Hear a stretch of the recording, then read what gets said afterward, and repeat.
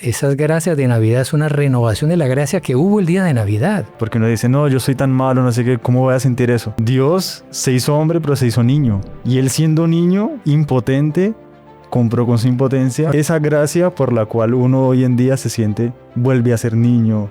Infelizmente el mundo moderno ha querido o ha ido sofocando esa gracia con un espíritu todo comercial y ha querido quitar a nuestro Señor del centro de la Navidad. Tenemos que celebrar con esa fe y confianza que la Virgen y San José lo celebraron, de que ese niño tierno, inocente, impotente aparentemente, va a triunfar y va a vencer las tinieblas. Conversando con los Caballeros de la Virgen, el podcast mariano.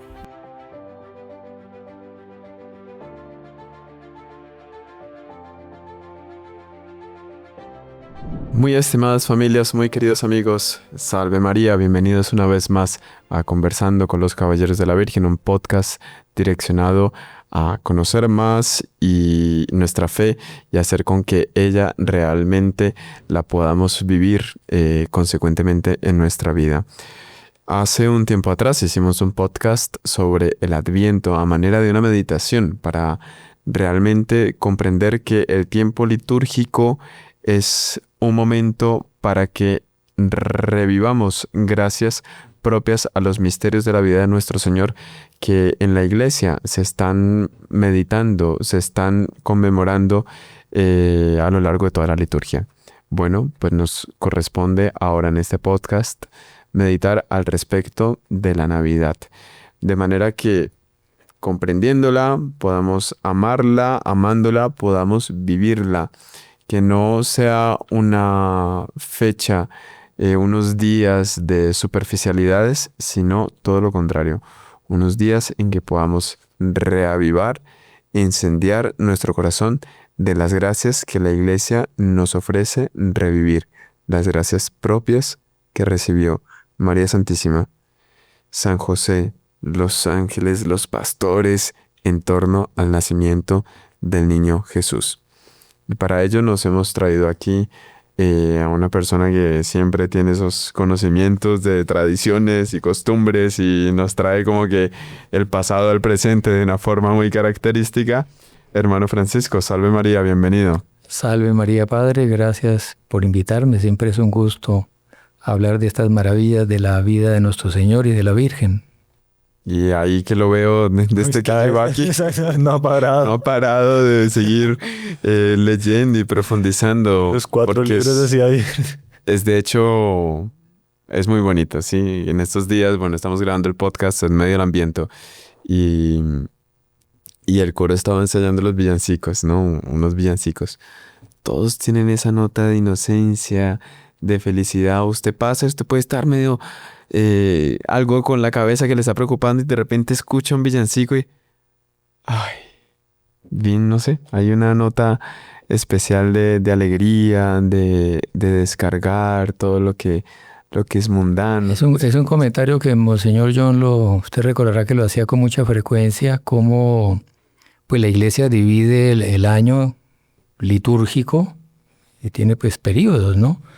Entonces, bueno, el Adviento, que es preparativo para el nacimiento, una nota penitencial, está luego la Navidad, la Cuaresma, la Pascua, en fin, y las fiestas de los santos, de la Virgen, todas las fiestas litúrgicas de la Iglesia, y como él decía siempre eso, que la Iglesia triunfante en el cielo, la Iglesia militante en la tierra, la Iglesia del purgatorio, es una misma Iglesia, ¿no? Entonces, la Iglesia triunfante en el cielo también acompaña los tiempos litúrgicos, ¿no? Entonces, del cielo se derraman gracias propias para cada uno de esos tiempos. Entonces, uno ve que hay una gracia propia, característica de la Navidad, y que es una participación de la gracia que hubo el día de la Navidad, porque es una de las cosas que en fin, vamos a comentar como cuando vamos ya adelantando, y yo creo que es el punto más central de la fiesta de Navidad.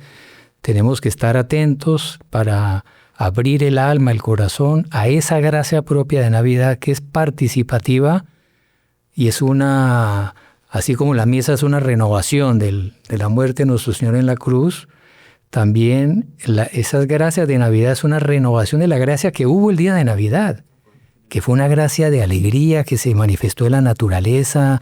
Ana Catalina de Emily, la Beata, cuenta que brotaron fuentes, los animales todos se pusieron contentos, el sol adquirió un colorido que nunca había tenido, las flores dieron sus mejores perfumes, o sea, toda la naturaleza hasta física, y eso acompañando una gracia especial, y la aparición de los ángeles, el canto de los ángeles, que esos cánticos fueron los que le dieron origen a los villancicos, en fin. Entonces, esto es una gracia especial del tiempo de Navidad, y por eso, aunque infelizmente el mundo moderno ha ido sofocando esa gracia con un espíritu todo comercial y ha querido quitar a nuestro Señor del centro de la Navidad y volverlo una ocasión para mover el comercio y qué sé yo, es queriendo destruir esa gracia, pero esa gracia perdura. Y todo el mundo, hasta los ateos, todo el mundo recuerda con nostalgia, con alegría, la felicidad inocente que uno de niño sentía. Y si abre su alma, la puede sentir de nuevo en la Navidad. Usted ve personas ateas o indiferentes, alejadas de los sacramentos, de la vida de oración, en fin. Pero llega la Navidad y son encantados yendo a las novenas, donde sea, cantando villancicos con la ornata. Si usted me permite interrumpirle ahí, porque justamente es muy importante dentro de esta meditación del tiempo litúrgico de Navidad tener eso presente, ¿sí? Es como, digamos, no podemos hacer una novena al Sagrado Corazón de Jesús y el día del Sagrado Corazón de Jesús como que no celebrarle bien. Tener presente que la novena de Navidad, y sobre todo esto se da mucho aquí en países latinos, no es aún el periodo de Navidad, ¿sí? Mucha gente se confunde porque está la novena aguinaldos y se canta ya los villancicos. A muchos les pasa que pues viven como que esa alegría en pleno Adviento y apenas comienza la Navidad, ya se acabó la Navidad. Guardan todo, sí. Ya casi. El día de Navidad comienza. Comienza, exactamente. O sea, toda esa novena es una preparación para vivir el tiempo litúrgico de Navidad de forma adecuada. Ya lo vimos muy bien en el podcast de Adviento, que es un podcast que nos va a invitar a la meditación, a crecer en esa comunicación con Dios en el segundo grado de la oración, que es la meditación. En ese tiempo de Navidad no podemos perder como que, porque no hay novena de aguinaldos, se acabó la Navidad. Cuando está iniciando justamente internamente dentro de los heraldos, dentro de los caballeros de la Virgen, hacemos la octava de Navidad. O sea, como se hace la novena, hacemos una octava con oraciones, con cantos delante del pesebre, meditando ya a partir del nacimiento de nuestro Señor Jesucristo.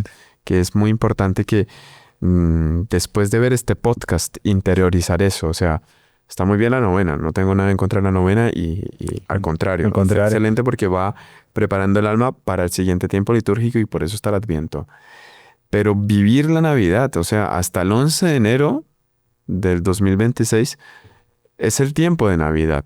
Vivirla porque la liturgia nos está invitando a propiamente un tema que el doctor Prinera le encantaba mucho, la restauración de la inocencia. O sea, esa visión dorada, esa visión de Dios, esa visión angelical que nos da Dios a la hora de tener en nosotros esa inocencia. Y yo creo, padre, quisiera resaltar un punto de eso. Yo creo que el punto así más esencial de esa gracia es la alegría, es sentir, vivir, experimentar la alegría de la inocencia. Interesante. Es la alegría de la virtud, la alegría del alma limpia, aunque seamos pecadores, pero saber que nuestro Señor vino a eso, Él se hizo hombre para eso, para limpiar nuestras almas y hacernos y reparar nuestra inocencia. Entonces es esa la tónica, digamos, de esa gracia de Navidad, es sentir la alegría de la inocencia. Justamente la fiesta de la omnipotencia de Dios, ¿no? Porque uno dice, no, yo soy tan malo, no sé qué, ¿cómo voy a sentir eso? Dios se hizo hombre, pero se hizo niño. Y él siendo niño, impotente, compró con su impotencia. Frágil. Exactamente, pero es esa gracia por la cual uno hoy en día se siente, vuelve a ser niño, vuelve a sentir esa cosa de la infancia, vuelve a sentir eso vuelve de la omnipotencia de Dios. Es una nostalgia de la alegría del alma limpia, ¿no? Exactamente, es tal cual. Y nos da la esperanza de que Él quiere, puede restaurar el alma, solo abrir el alma a esa gracia. Sí, dejarse tocar en el fondo. Ahora, de alguna manera, esa alegría de nacimiento del niño Dios, porque lo que el doctor Plinio nos enseñaba mucho, ¿no? Que Dios a la hora de crear no va de la particularidad a la universalidad, sino que es todo lo contrario.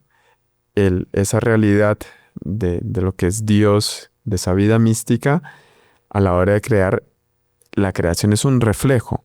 Entonces, cuando Dios pensó en la madre, estaba pensando en su maternidad, o sea, en ese amar tanto a la propia criatura.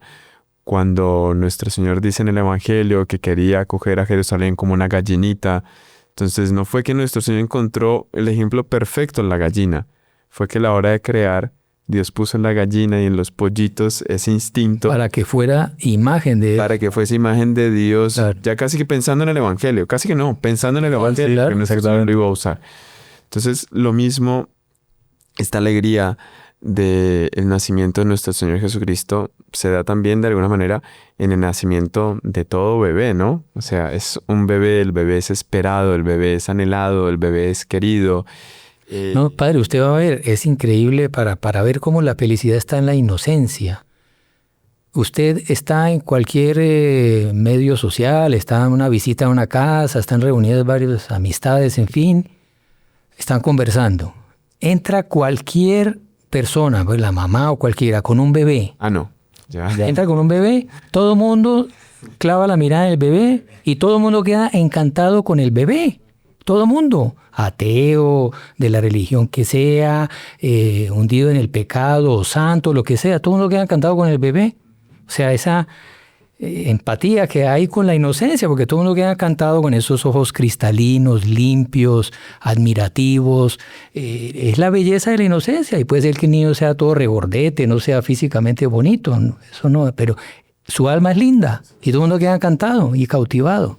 Y ver muchas veces en tantas personas, por lo menos en la vida pastoral se ve mucho, con una frustración porque se cerró a la posibilidad de esa alegría de recibir un bebé en determinado momento de su vida por alguna dificultad, alguna cosa. Si alguien tuvo dificultad para tener a nuestro Señor, complicaciones y problemas, fue la Virgen. Quedó embarazada, la concepción fue jovencita. 14 años. Su confusión ya iba a empezar dentro de la propia familia. Su esposo iba a decir, pero por Dios, o sea, fue una infidelidad. Y ella enfrentó la concepción, enfrentó todo el proceso de gestación delante de todas las dificultades, sabiendo, porque por la anunciación ella supo todo. Todo lo que el propio niño ya iba a nacer y iba a ser perseguido. Y así iba a ser a lo largo de toda su vida. Ella conocía muy bien todas las profecías. Todo. Y bueno, en la presentación el profeta ya le dijo que ese niño sería una espada de dolor, atravesaría su corazón de madre, y ese niño sería un divisor de agua, o sea que la vida de él no iba a ser fácil, iba a tener muchos enemigos. Pero no cabe duda en que ese bebé fue la mayor causa de su alegría. O sea, lo que fue vivir la noche de Navidad, y es justamente lo que vamos a meditar hoy, tuvo que haber sido una cosa estupenda. Entonces creo que vale a manera de introducción todo esto que estamos hablando. Me acordé de eso que, no sé, bueno, de los bebés y tal. Estamos leyendo un libro, bueno, este autor es Hod Han, hace solo un libro meditando la Navidad. Y él comienza en Belén, fueron a Belén con toda la familia, estaban en Belén haciendo filas enormes. Él dice que a la Basílica de la Natividad van 2 millones de personas al año. Él yendo... Él estuvo en Belén. Ya, entonces convirtieron, hicieron todos los ahorros y se llevó a toda su familia a Belén. Y él, que es apasionado por eso, decía, no, yo voy al lugar donde fue el nacimiento, no sé qué. Y la niña, su hija, que era la tercera, tenía 12 años. Estaba en la plena adolescencia, estaba cansada, aburrida. Claro, para él era todo novedoso porque todo lo que él estudió lo estaba viendo. Claro. Para la hija era súper aburrido. 2 horas de fila para ir a ver una piedra. 2 horas de fila para ver una gruta. 2 horas de fila para ver... La niña estaba que se salía, llévenme de aquí, no sé cuánto. Y ahí estaban haciendo la fila para entrar al lugar donde nació nuestro Señor. Y ahí hicieron toda la fila, 1 hora y media de fila. Cuando llegaron, besaron el lugar y salieron. Y la niña, toda esta fila para nada, solamente entrar ahí. Sí, hija, pero es que papá, no sé cuánto. Y el siguiente programa para ellos era ir a un orfanato, ahí en Belén. No sé qué hermanas de la caridad hicieron un orfanato ahí. Y ahí entonces se la llevan para el orfanato. Ellos fueron al orfanato y a la niña le llevaron un bebé. Porque es parte del orfanato que carguen los bebés, y la niña quedó feliz, quedó encantada cargando al bebé y lo consentía y lo mimaba, y el niño quedaba contento y le traían otro bebé, y ella, o sea, su viaje a Belén fue por el orfanato. Y ahí él decía, yo entendía ahí la gracia de la Navidad. No es una cosa de conocimiento.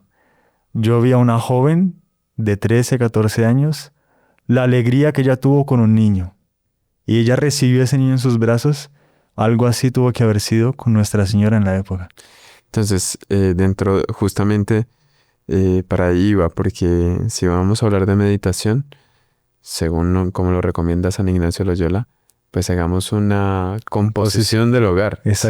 Imaginar propiamente ya a Nuestra Señora, San José, los pastores, los ángeles, Belén y cuántos otros personajes que el Evangelio pues no tiene tiempo de colocar, porque los apóstoles, pues, no, los evangelistas no podían colocar todo, obviamente, pues, tenían que ser breves. Pero dentro de la iglesia tenemos el don de la mística, y yo lo veo a usted con tantos libros de mística aquí que creo que está perfecto para hacer la composición del hogar de nuestra meditación. Entonces, entremos en esa maravilla. Claro, sí, yo estuve, en fin, repasando un poquito las visiones y revelaciones de la beata Ana Catalina Emmerich. Recordábamos, porque pueden haber algunos que no vieron otros podcasts, la revelación oficial es la que está en las Sagradas Escrituras y es lo que es obligatorio creer. Las revelaciones privadas no es obligación, pero hay muchas de ellas, porque hay muchas cosas que no están en la Biblia, como usted acaba de decir, del nacimiento es muy sucinto todo. Ha habido muchas almas santas que tuvieron visiones. Las beatas, ella fue beatificada, es algo confiable, los teólogos la recomiendan, no tiene nada contra la fe, no es obligatorio creer, pero ayuda a la piedad, ¿no? Está Sor María Jesús de Ágreda, que es venerable, es una monja concepcionista. Uy, yo tengo unas ganas de leer este libro. Es interesantísimo. Es súper, perdón, ¿me lo presta? Y bueno, está el libro de Monseñor, que aprovechamos para recomendárselo. Se lo recomiendo muchísimo. Son 3 tomos sobre la vida de la Virgen. Y él se basa en Ana Catalina. Sí, coge muchos autores. Y en otros. Sor Marian, creo, en la Santa Marian Bubardi también, que fue canonizada más recientemente. Y él mismo, ¿no? Porque él le encantaba hacer, porque está mucho en este libro también eso. En las homilías, esas composiciones de lugares que él hacía. Entonces quedaba, me acuerdo una vez en una homilía, estábamos en una homilía de la basílica llenísima, y Monseñor estaba iniciando una homilía, una composición de lugar de un niño con una tentación porque la mamá había dejado una torta para el cumpleaños del hermanito. Y bueno, fue tal la composición del lugar tan bien hecha que en determinado momento, cuando el niño nos cede a la tentación y le mete un dedo a la crema de la torta para probar, un niño que estaba viviendo tanto la cena empezó a saborear, solo que en voz alta, y toda la iglesia alcanzó a escuchar la expresión del niño probando en su imaginación la torta, que Monseñor se rió, toda la basílica nos reímos, fue muy pintoresco. Pero él volaba cuando empezaba a imaginarse la gruta, la Virgen, San José. Los colores. Y en ese sentido el libro es una maravilla, porque él hace esas composiciones del lugar, y Ana Catalina de Emmerich, ella es muy detallista. Entonces ella describe el color del vestido, cuál era, qué era lo que comía la Sagrada Familia, la edad que tenía, de qué color eran sus cabellos, que los cabellos de Nuestro Señor eran lisos y en ciertos momentos se tornaban rizados. Bueno, Son unas descripciones. Yo le explicaba, ¿no? Que muchas veces esa gracia mística dentro de la iglesia, la providencia le daba como que más a las mujeres que a los hombres. Porque ellas ante la visión guardaban más detalles. Sí, el claro, vestido, el color, la forma, el sonido.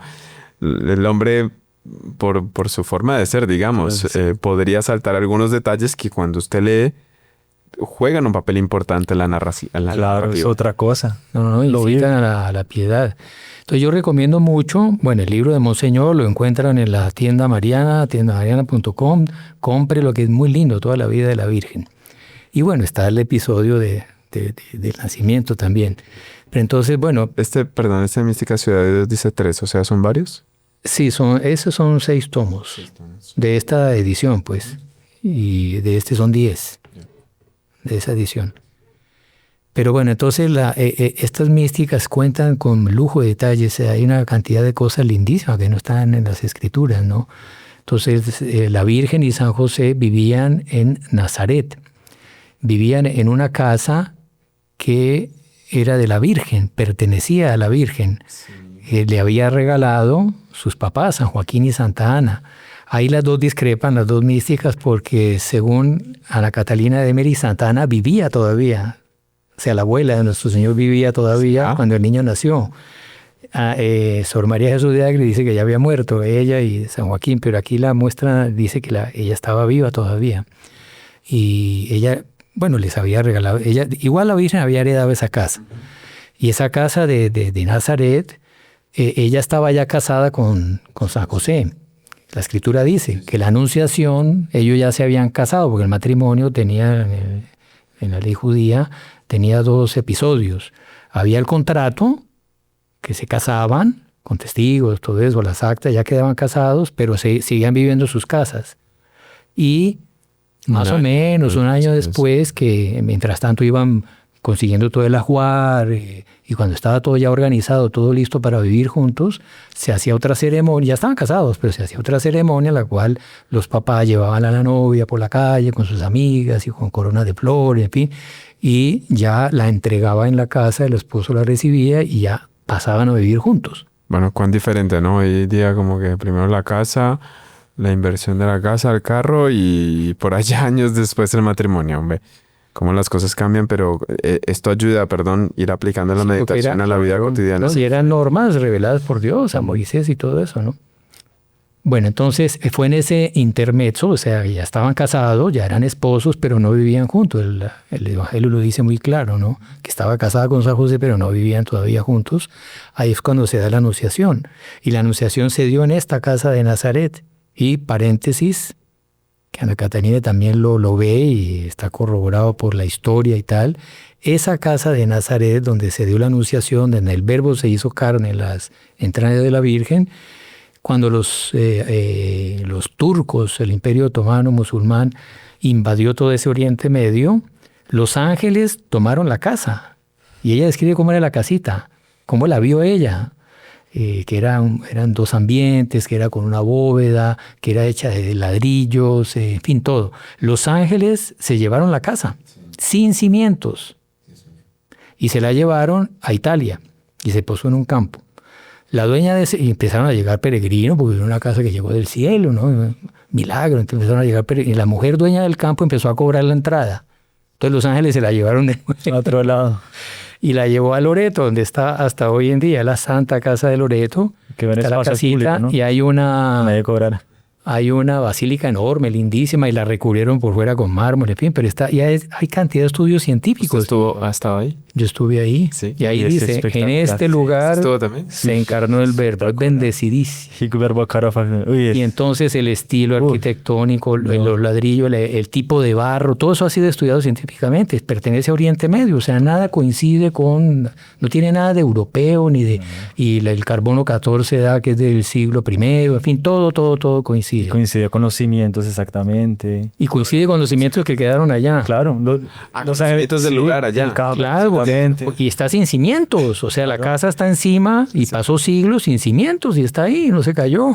Y la segunda vez quedó en medio de un camino, ¿no? Atravesada en medio de un camino para que nadie cobrara, ¿no? Cuando el espacio público que una persona pudiese cobrar. Nuestros oyentes que van tanto a Europa ahí a hacer sus viajes por ahí, pero vayan a Loreto, que es un lugar bendecido, la Santa Casa de Hace Loreto. poquito estuvieron unos sacerdotes de la comunidad y mandaron fotografías, ¿no? Se sentía ya por la sola foto muchísima bendición, pero si ustedes estuvieron allá Uy, no. Y es la patrona de la aviación, claro, porque la casa voló, es la patrona de los aviadores. Es por eso, claro, me preguntaba, yo no sabía que era por eso, claro, tiene lógica. Sí. Nuestra Señora de Loreto. Bueno, entonces ya San José con la Virgen ya vivían en esa casa de Nazaret. Pero entonces llega el edicto del emperador Augusto que todos los súbditos del imperio, y el imperio romano era, incluso dice, todos los habitantes del mundo, porque para ellos el mundo era todo, y era de hecho el mundo civilizado, digamos. Literal. Bueno, habría otras civilizaciones, por ejemplo la China, qué sé yo, pero era el mundo conocido, digamos, que tenía que empadronarse, ir a sus lugares de origen, cada jefe de familia, para hacer un censo, que él quería contar cuántos habitantes tenía, en fin, para cuestiones administrativas. Hasta hoy en día se hacen los censos. Pero es como si hoy día cada uno tuviese que ir donde tuviese su registro de nacimiento. Y más que eso, Sí. de donde era originaria su familia, porque en esa época no es como hoy en día que hay tanta, la familia era muy fuerte, ¿no? Y nunca se perdía el nexo de la familia patriarcal y las familias no como hoy en día que viajan a vivir a otro lado, no, las familias vivían generaciones más o menos en el mismo lugar.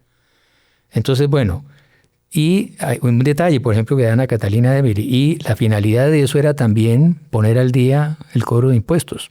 Y en el censo tenía que pagar un impuesto ya, porque había que restaurar el templo. Ese era el pretexto, ¿no? Porque buena parte de esos impuestos y esas cosas a veces no cambian mucho. Buena parte de eso quedaba en los bolsillos de los gobernantes, ¿no? Pero bueno. Pero sí se hizo una restauración del templo, ¿no? Se hizo, pero sí, que ella dice que sí, que fue más así. Tenía los planos. Una restauración, una mejora. Si quiere, hermano Francisco, dejemos por ahí y continuamos después del... Ya, madre mía, bueno. Se vea. No, está un poquito antes, pero bueno, hagamos la pausa y nos toca ir un poquito más objetivos en la siguiente parte. Gracias a tu generosidad, este apostolado digital sigue llevando luz, formación y esperanza a miles de almas. Cada donación, grande o pequeña, nos permite continuar nuestra misión evangelizadora con total entrega. Gracias por ser parte activa de esta obra. Que la Virgen te recompense abundantemente, interceda y te bendiga en cada paso de tu vida. Seguimos unidos en oración y misión.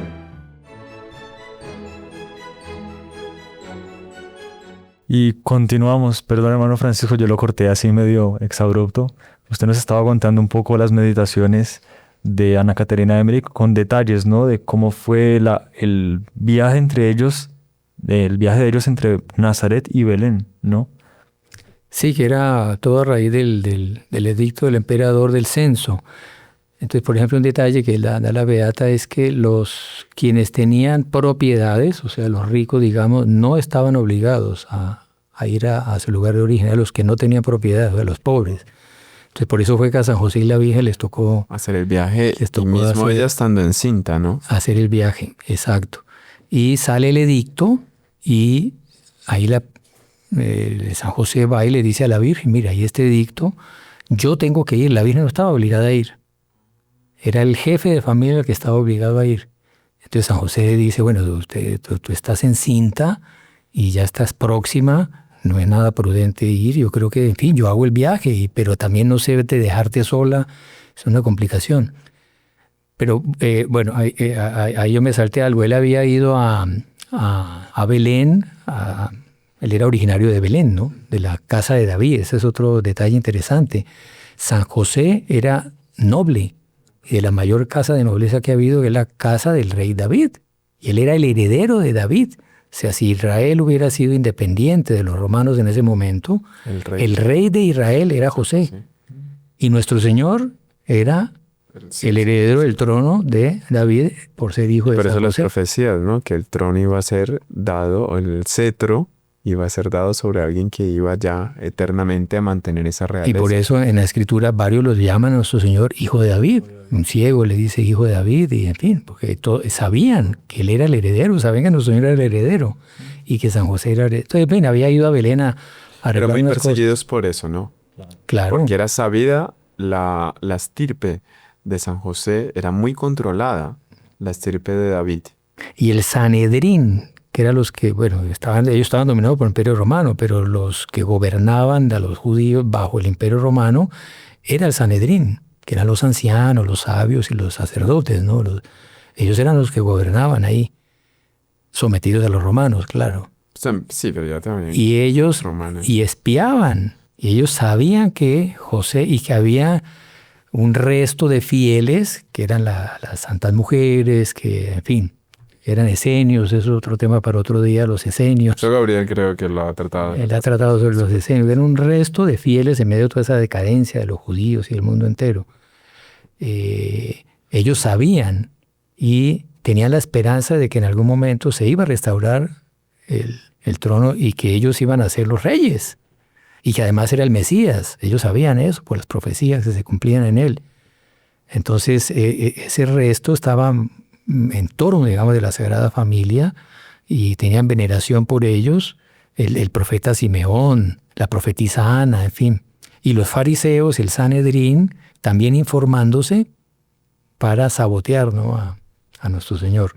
Pero bueno, San José, en el camino de vuelta, un ángel se le aparece y le dice que el designio, a la Virgen se le aparece un ángel y le dice que el designio de la providencia, además ya yo la conocía por las profecías, era que el niño debería nacer en Belén. Entonces la Virgen llega a San José diciéndole el edicto y dice, no, yo te acompaño. No te preocupes, yo no te voy a dejar, yo te acompaño, yo quiero ir. Porque ella sabía que era la voluntad de Dios. Entonces ahí emprenden el viaje, ¿no? Es un viaje que demoró 5 días entre Belén, Nazaret y Belén. Y bueno, ella cuenta ahí cantidad de... Entonces ya era comienzo de invierno, no caía nieve todavía, pero caía mucha escarcha, les tocaba caminar a veces en la noche. Entonces cuenta una vez que en una de esas noches, y la Virgen era muy sensible al frío. ¿Era friolenta? Las mujeres son más sensibles al frío. No. Entonces ella era muy friolenta. Y que vino una ventisca de esas y ella con un frío terrible le pidió a Dios nuestro Señor que por favor le ayudara, porque ella no aguantaba. Muy bonito ver ella sin pecado original, en fin, pero sufriendo esas contingencias de todo ser humano, ¿no? Entonces ella reza y Dios Padre manda a San Miguel Arcángel. Y San Miguel Arcángel va delante de ella y la cubre de ese... Y ella siente ahí un alivio y siente un aire cálido que la consuela, ¿no? Luego, entonces, lo que ellos comían, unos panecillos, San José llevaba un bálsamo. En alguna de esas ocasiones brotó una fuente milagrosa en el camino, que no había agua, se había acabado el agua. Y entonces él con esa agua le echaba ese bálsamo y preparaba una bebida que era agradable. Y había unos panecillos que la Virgen había preparado. Ella había tejido, son detalles muy lindos, que las mujeres son más detallistas, ¿no? Ella había tejido unas telas de algodón y le había pedido a José que comprara unas telas de lana. Entonces ella llevaba esas telas para hacerle los pañales al niño y todo eso. Entonces, en fin, son una cantidad de detalles muy lindos que les recomiendo que lean ese libro, Ana Catalina. No da para contarlos todos. De acompañar la vida de Nuestra Señora, de nuestro Señor, con esas intervenciones de los ángeles, Monseñor Juan era muy de eso, ¿no? El doctor Plinio también, me acuerdo en una de sus conferencias, en una de sus meditaciones, él haciendo la composición del lugar de cuando nuestro Señor sale de la casa, ya, para empezar la vida pública. Y son 30 años viviendo con Nuestra Señora, en una convivencia, pero de las más altas, un amor mutuo, el más perfecto a lo largo de toda la historia, por lo tanto una separación supremamente dolorosa, pero obviamente ella sabía que era la vocación de él, era la redención, y que se queda así en la puerta y Nuestro Señor se va yendo así, ella dice... La sombra que se alarga. Tarde y se va viendo la sombra. Y que es un dolor tan intenso esa separación que de repente baja un coro de ángeles mandado por Dios para cantarle algo bien bonito y consolarla. Pero no llega a la altura de una palabra de nuestro Señor en la casa. Unas meditaciones súper bonitas y que seguro que era así. pero tampoco una idea de Hollywood de que todo es, entonces le va a prevenir de cualquier dolor. No, la vida de nuestro Señor y de Nuestra Señora acompañadas también al mismo tiempo de tanta perplejidad, pero siendo almas inocentes, tenían esa capacidad de entrar en comunicación con los ángeles, con la vida celestial. Y quien es inocente realmente lo tiene. Y como nuestra vida es distinta, ¿no? La vida del día a día es corriendo, todo rápido, como todo hay La máquinas. realidad no es solo lo que se toca con las manos, ¿no? Hay una realidad superior que es la más real. Y perdone, ahí nos servimos de esa meditación para eso, pues es que es justamente la invitación del tiempo litúrgico de Navidad, ¿sí? Como que lograr apagar ese ruido externo e irse a esa fuente de nuestra propia inocencia, que es la inocencia, que es Dios, que se hace criatura, pero por ello se hace bebé. Y si nosotros tenemos como que esa intención de empezar a meditar en esa inocencia, poco a poco vamos a ir adquiriendo como que, pues obviamente por gracia de Dios, ese don de sabiduría, de empezar a ver las cosas en Dios. Y deja de hacerse ya no tan pesada la vida. Porque el problema de ver las cosas del mundo con los ojos del mundo, que la vida se vuelve insoportable, sino ver con los ojos de Dios. Hay un detalle, pues que lastimosamente aquí no se tiene, pero que ahí ellos sí lo tuvieron, que Dios escogió el tiempo perfecto para nacer, que fue en invierno. La nieve tiene la capacidad de bloquear el sonido, ¿no? Cuando neva, queda todo en silencio. Tú no se imaginas la Sagrada Familia toda en silencio. Pero cae nieve allá, ¿no? Sí, ¿Allá? sí, ya llegaba a nevar, claro. ¿Sí? Claro. Solo aquí que no cae nieve. Por eso, entonces, claro, cuando está ya el tiempo de Navidad, el frío lo obliga a estar todos juntos, el frío que lo obliga a estar ahí, calentarse, compartir, la oscuridad de la noche, que cae la nieve y queda todo en silencio. Pureza, La pureza de la nieve es otra de cosa. inocencia. O sea, como que le suma, o sea, como que Dios estableció, así como con las gallinas, yo creo que Dios estableció el tiempo de invierno para preparar la Navidad. Cuando nació el niño Dios había nieve en la gruta, ¿no? Depende de los años. ¿No? Algunos años sí, otros Porque a veces en el hemisferio norte comienza a nevar a mediados de enero. Pero como que todo se encaja, no sé, me parece muy es perfecto, obvio que espectacular. Sí, impresionante. Hay un detalle muy lindo que cuenta la Beata y es que, bueno, San José compró un burro para el viaje, para Nuestra Señora fuera del burro. Pero él también compró una borrica, o sea, una burrita más jovencita, una borrica. Y esa borrica, no sé, inspirada, guiada por... Era el guía de ellos. Entonces ella iba y era muy alegre, muy saltarina, así, ¿no? Y les iba indicando los lugares por el camino, por donde debía de ir, ¿no? Y San José la compró ¿para qué? Para que llegando allá a Belén, él tenía la esperanza y le dijo a la Virgen, pero no te preocupes, él estaba convencido de que algún familiar suyo lo iba a recibir, porque su familia era originaria de allá. Entonces, tenía muchos familiares, algún familiar nos va a recibir, estaba convencido. Y le dice a Nuestra Señora, Señora mía, esos diálogos son muy lindos, ese arrodilla delante de la Virgen, mira tú, en fin, va a ser un viaje penoso, lleno de dificultades, pero Dios quiere que lo hagamos, pero no te preocupes que llegando a Belén, ahí vamos a poder reposar bien, vamos a poder descansar del camino. Y la Virgen sabía, ella sabía que se venía. Con todo lo que iba a pasar.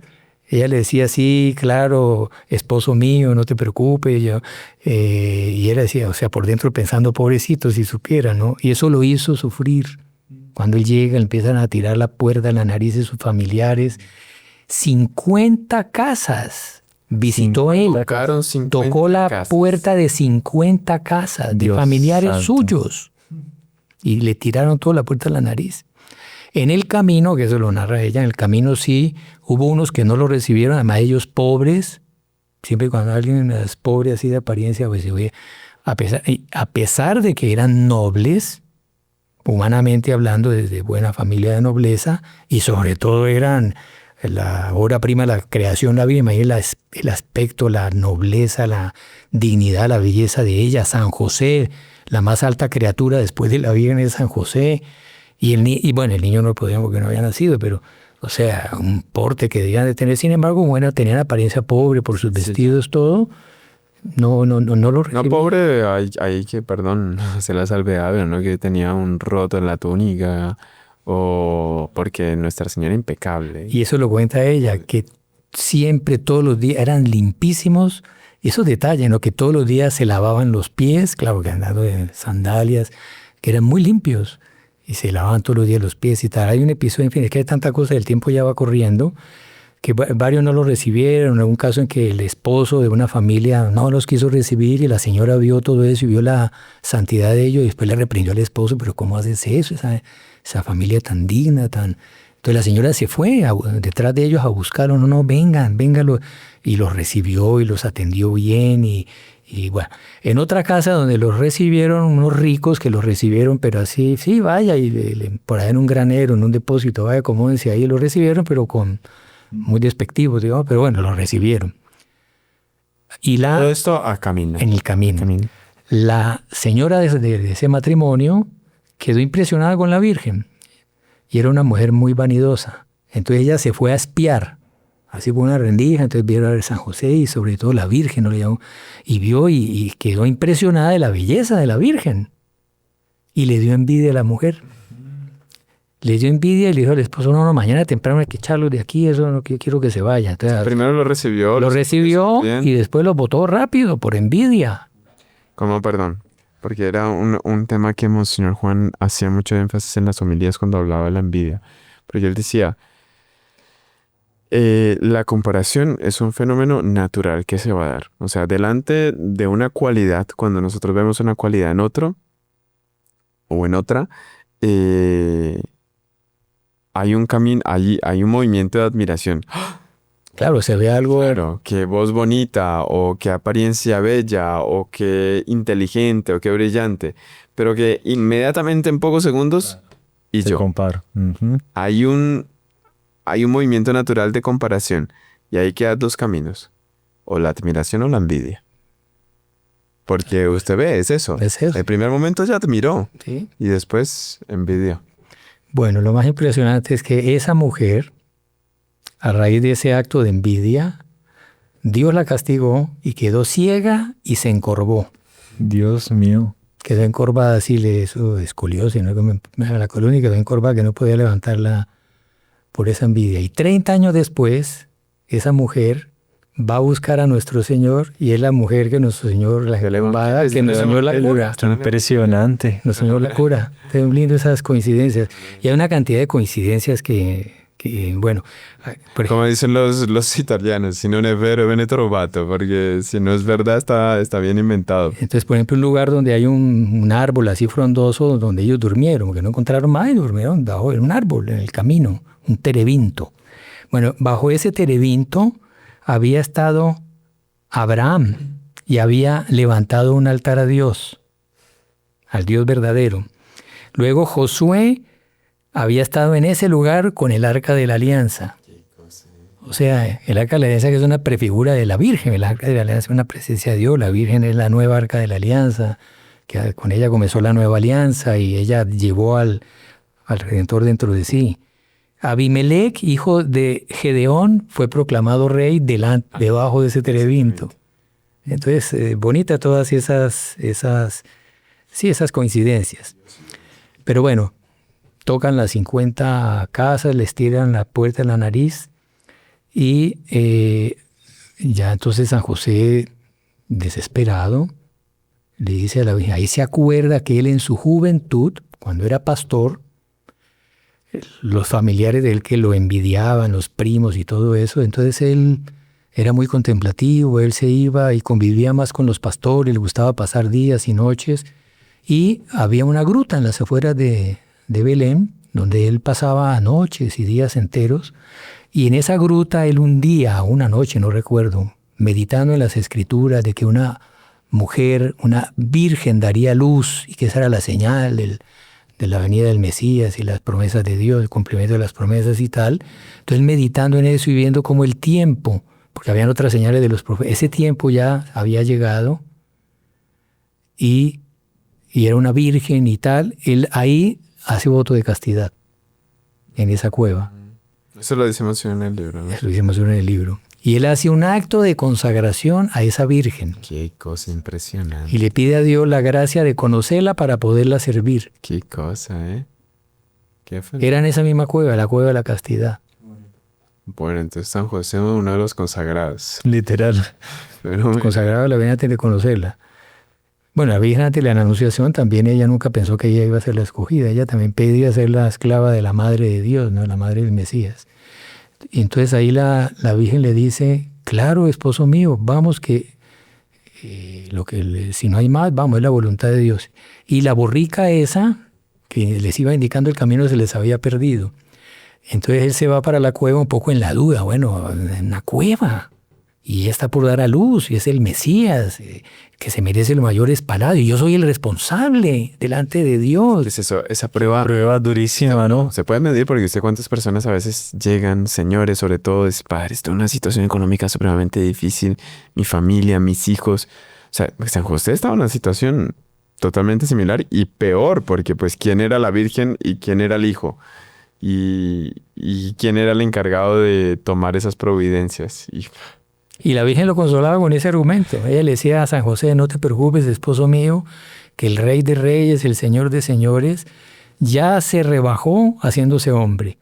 Y Él quiere enseñarle a la humanidad el valor de la pobreza. Él quiere nacer en estas circunstancias. Bueno, el asunto es que llegan a la cueva. Llegando a la cueva aparece la borrica saltando así toda alegre y contenta. Entonces ella le dice, mira, es la señal de que Dios quiere que aquí sea el nacimiento.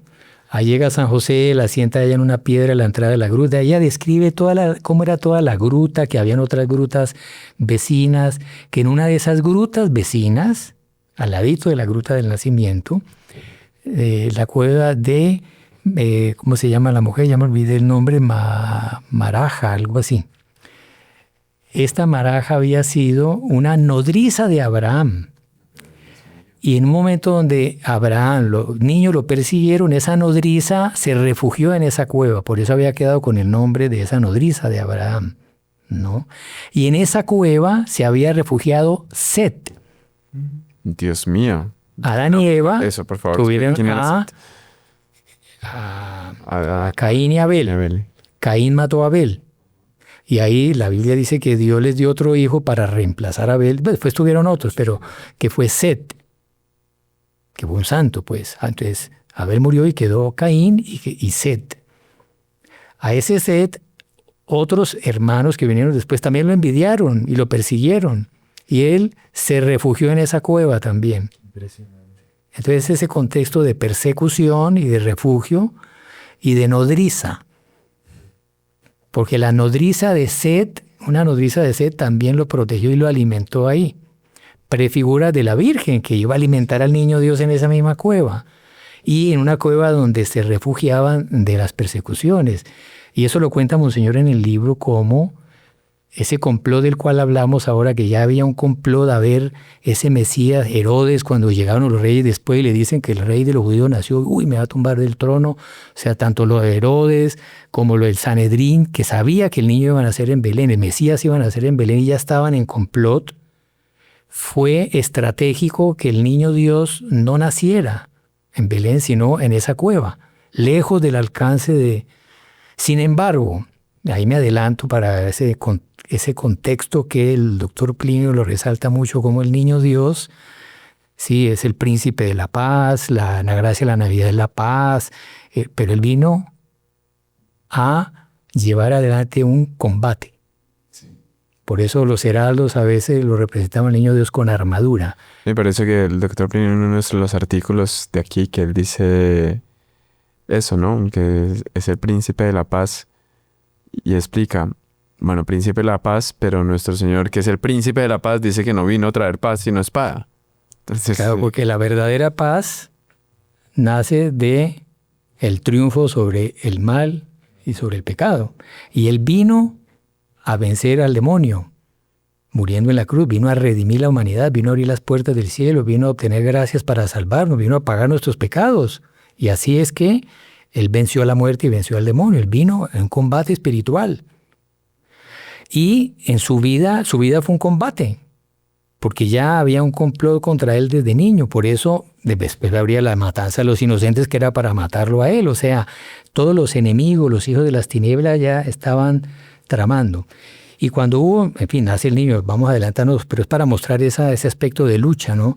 que apareció la estrella, aparecen los Reyes Magos con todo ese cortejo, hubo señales en la naturaleza porque el sol brilló de una manera especial, ídolos que se cayeron en Egipto, en la propia Roma, había un ídolo a Júpiter, que era el mayor, el mayor dios de ellos, y esa estatua se cayó, y le cayó la bóveda del templo encima y se rompió sin haber habido ningún temblor ni nada.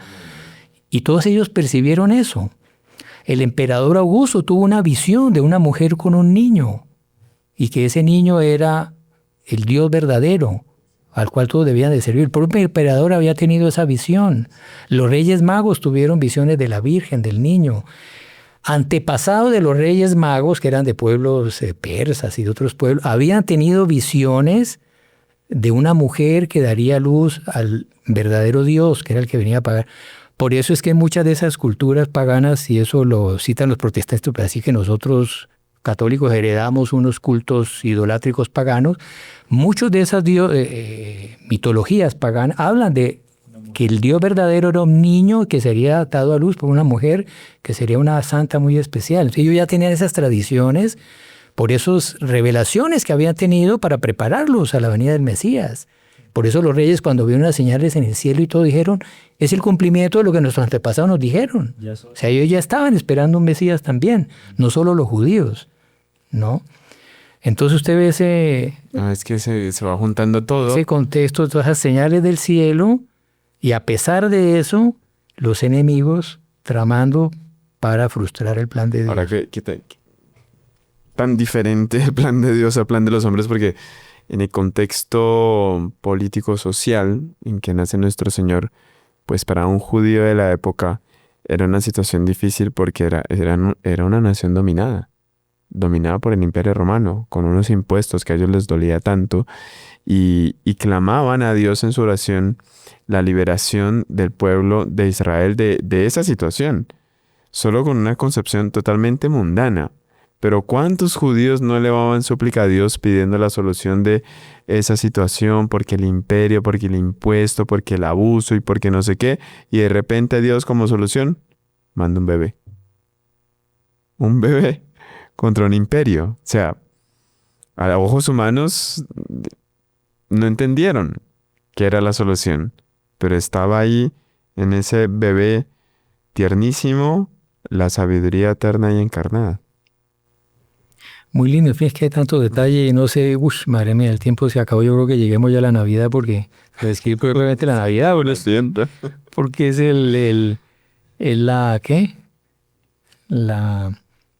es el centro de la meditación. Pero bueno, entonces llega al fin San José, los ángeles se aparecen, le ayudan a limpiar la cueva, preparan todo de la mejor manera, él va y busca leña para calentar el lugar, prende un fuego, pone una lámpara para iluminar la cueva, ver una cueva, ¿no? La cuelga de un lugar para iluminar, y San José sale, creo que a buscar leña, ¿no? Salió apareció la borrica, entonces salió a amarrar la borrica, y cuando iba a entrar a la cueva, a la medianoche, ellos llegaron ya al comienzo de la noche.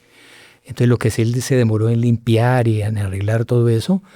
Y ahí cuando él va a volver a entrar, él ve la cueva toda llena de luz, que un incendio, el fuego ese se prendió, un incendio, era una luz brillantísima. Ahí él entra y ve a la Virgen en éxtasis, en levitación, luminosa, con la mirada puesta hacia el cielo. Ya acababa de dar a luz el niño. En éxtasis ella. Entonces ahí la Virgen entró en un éxtasis, ella describe cómo, en fin, cada paso de la vida de Nuestra Señora, ella que ya era plena de gracia en la concepción, la concepción ya era plena de gracia, a 14 años en la Anunciación dice plena de gracia, o sea, ella ya estaba en un auge, sin embargo ella cada vez recibía más gracia, entonces que ahí adquirió una unión con la divinidad en ese momento, y ella entró en éxtasis.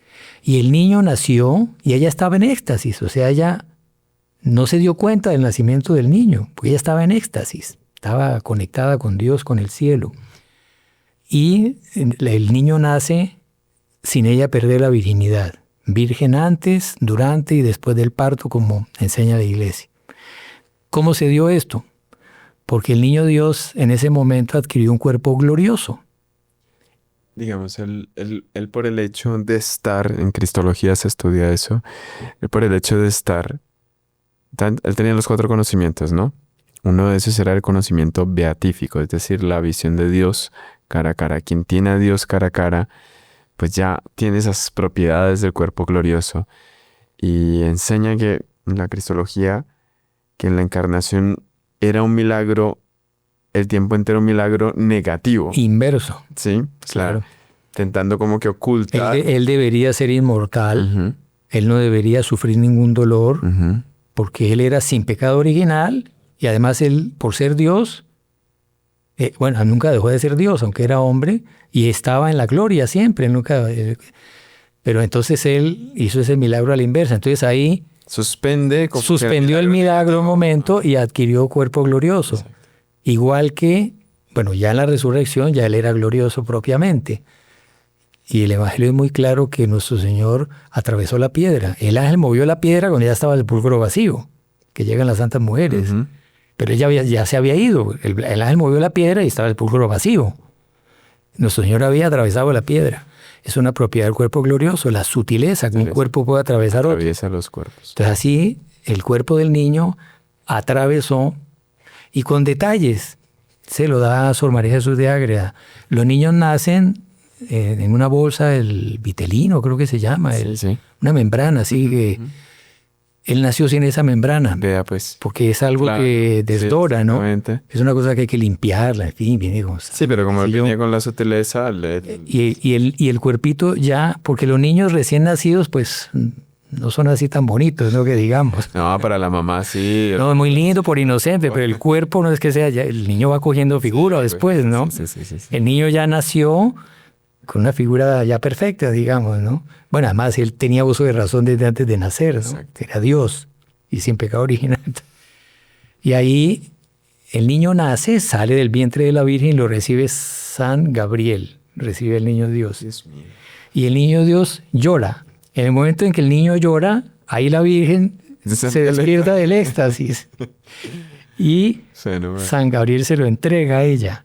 Ahí la Virgen pone el niño en unas pajas que ya... No, pero después de un tiempo largo, pero seguro que lo tuvo cargando así ella. No, pero ahí cuenta eso, que ella lo puso y en el piso, porque el pesebre estaba a un lado, el pesebre que es donde comían los animales. San José ya había puesto unas pajas y todo, y unos paños que la Virgen llevó, y le había preparado la cunita en el pesebre donde comían los animales. Y la Virgen lo puso en el piso, sobre unos paños y tal, y un primer acto ella de veneración, de adoración, que era Dios. Y eso es muy lindo, como el amor de la Virgen por nuestro Señor. Claro, toda madre tiene un amor instintivo por su hijo. Y ella, que tiene un corazón que es más grande que el de todas las mamás que han existido y existirán, una capacidad de amor enorme, y por semejante hijo, o sea, el objeto del amor es el mayor que puede haber, capacidad de ese corazón amantes no puede haber más, inconmensurable. Sin embargo, el principal amor que ella tiene es por ser Dios, no por ser su hijo. O sea, ya lo puso ahí Es la para caridad. ella hacer un acto de adoración. Un acto de adoración a Dios, más que por ser el amor de ella, de mi niño. Entonces ella hace ese acto de adoración y ahí sí lo coge, lo envuelve en fajas, como dice San Lucas, que es el que da esos detalles. Y bueno, ella no habla del buey, Sor María Jesús de Agracia habla del buey, que el buey estaba ahí, y entró el burro, entonces por eso era burro y el buey, ¿no? Que tuvieron el papel de calentar al niño, porque era invierno, era frío, La calefacción. la calefacción. Y ahí la Virgen le dice a los animales, bueno, ahí llama a San José, porque San José se había quedado un poco a distancia así por respeto, lo llama a él, bueno, ella en fin lo abraza, llora, le pasa el niño a San José también lo recibe arrodillado, lo besa, lo abraza, llora de emoción, de amor.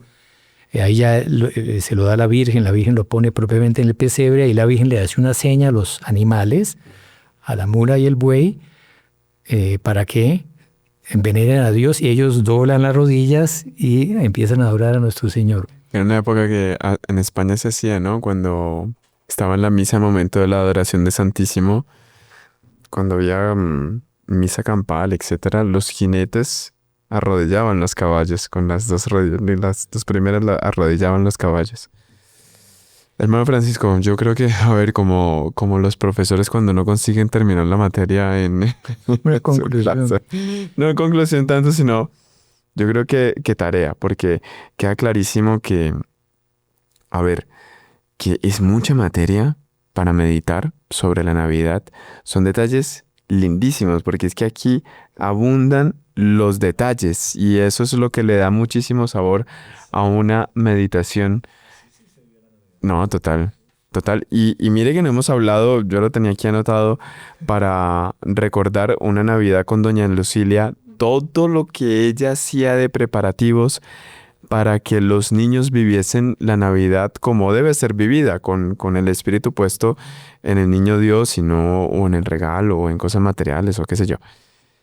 Yo creo que sería conveniente que las personas continúen esta meditación, que consigan alguno de estos libros y a lo largo de estos días de Navidad vayan leyendo. Este lo consiguen en internet, ¿ah? En internet está. Busquen las visiones y revelaciones completas de Ana Catalina de Emery. Vale mucho la pena. Y bueno, el de Ahí lo vemos, señor Juan, también. ¿Usted le dijo en dónde? En la tienda Mariana. En la Mariana. tiendamariana.com. Y este otro, Mística Ciudad de Dios, Vida de la Virgen María. O sea, consigan alguno de esos volúmenes y sáquenle 10 minuticos durante la Navidad para que la Navidad no le dure solo durante el Adviento. Sí, de la novena, sino sí. que pueda vivir todo el tiempo litúrgico como Dios manda, porque esto es muy inocente. Uno se queda aquí hablando y queda uno más pegado que cualquier programa de... Padre, un último así, porque es que son cosas tan lindas. Los pastores, ¿no? En Los Ángeles. Ella cuenta todo en detalle. Eran distintos pastores. Van todos a buscar. Ellos, en fin, por una serie también de tradiciones, sabían que era el Mesías. Y entonces van a buscar para llevarle regalos. Por eso se demoran un poco en llegar, porque entonces todos quieren llevarle, entonces le llevan animales, en fin, de ofrenda, ¿no? Y al ángel que se les aparece, dice, sosegaos, es el Mesías prometido, que ha llegado, en fin. Encontraréis un niño en un pesebre, esa es la señal. Bueno. Envuelto en pañales. Y ahí los ángeles cantan el Gloria in excelsis Deo, está en San Lucas, gloria a Dios en las alturas, y en la tierra paz a los hombres que ama al Señor de buena voluntad. Y lo canta una melodía. Los pastores se aprendieron la melodía. Interesante. Y cuando ellos fueron a adorar al niño, ellos cantaron ese villancico. Y ellos compusieron otro, incluso ahí interesante. Pone la letra de otro, un poema así muy lindo al niño, el niño rozagante, no sé. Entonces, ese es el origen de los villancicos. O sea, el origen de los villancicos fueron ese primer villancico que cantaron los ángeles, ¿no? Interesante. No, tuvo que haber sido un momento de tantas señales que se fueron uniendo. Una vez ve unos pesebres que ponen el conejo, la ardilla, no sé qué. Pero seguro que fue así, o sea, seguro que hubo muchas manifestaciones de la propia naturaleza en el reino animal que manifestaron esa alegría del nacimiento del Redentor. No, creo que... Mire, padre, en Egipto un ídolo se cayó en pedazos. Entonces el faraón, todo sorprendido, llamó a los brujos, no sé qué, y fueron a otro ídolo que era oráculo, que eran ídolos que hablaban, eran demonios que hablaban. Se le preguntaron al otro oráculo por qué se había caído de pedazos ese ídolo, y el otro oráculo dijo, es que de una virgen ha nacido el Dios verdadero. El faraón mandó a construir un templo para honrar a la virgen y al niño, por lo que el ídolo ese era un demonio que Dios lo obligó a decir la verdad, ¿no? Y ese templo perduró en Egipto por siglos, y hay historiadores que después hablan de eso y tal. O sea, lleno de mil cosas muy lindas. Pero bueno, se nos agotó el tiempo. No, es realmente para que tomemos conciencia de que la materia abunda para hacer meditaciones, para realmente ver que la solución está en nuestro Señor. Total. Está en ese bebé. Es como que limpiar la visión nuestra de dejarnos abrumar por nuestro entorno, que bueno, dificultades todo el mundo tiene, y este niño viene a traernos a todos cruces para participar después de su gloria. Pero confianza. Y que esta Navidad, Padre, y que esta Navidad se asemeja mucho a la de esa primera. porque también esta Navidad la estamos celebrando en un contexto de lucha.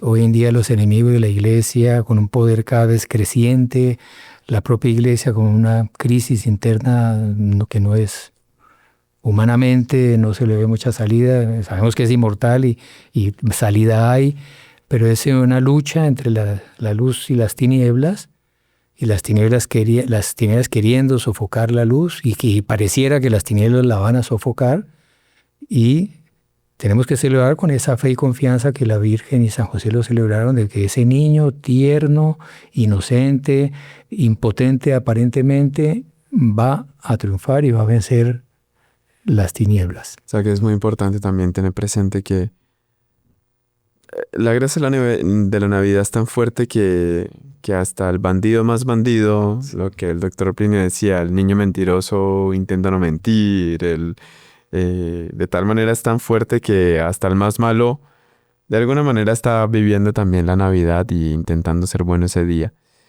Pero para vivir realmente esas gracias del tiempo litúrgico hay que vivirlo en gracia. O sea, quien está en pecado, aproveche el Adviento y viva la Navidad en la gracia de Dios. Una confesión. El que ya se confesó, tranquilo, no, calma, no estoy diciendo para que vaya y haga, mejor dicho, otra confesión de vida, no. Pero quien sepa que tiene algo en su corazón que no está acorde con Dios, vaya, ajuste eso que ahí va a vivir la Navidad con esas gracias impactando fuertemente el alma. Y acompañen toda la liturgia, ¿no? La misa de gallo. Bueno, solo la misa, por la Navidad la Iglesia tiene 4 misas, ¿no? La misa de la vigilia, la misa de medianoche, la misa de aurora y la misa del día. Son 4 liturgias distintas. Pero se acabó el tiempo. Yo veo que usted todo el tiempo mira para allá y creo que le están haciendo muchos gestos. Entonces vamos a dar una bendición pidiendo a la Sagrada Familia, que bueno, también se celebra durante la Navidad esa fiesta, nos acompañe durante todo este tiempo litúrgico, de manera que podamos ahondar, profundizar en ese conocimiento y posteriormente en esa unión nuestra con el niño Jesús. La bendición de Dios Todopoderoso, Padre, Hijo y Espíritu Santo, descienda sobre ustedes y les acompañe siempre. Amén. Salve María. Salve María. Feliz Navidad. Si no se quiere perder ninguno de nuestros videos, suscríbase a nuestro canal, active la campanita y no se olvide de compartirlo con sus conocidos.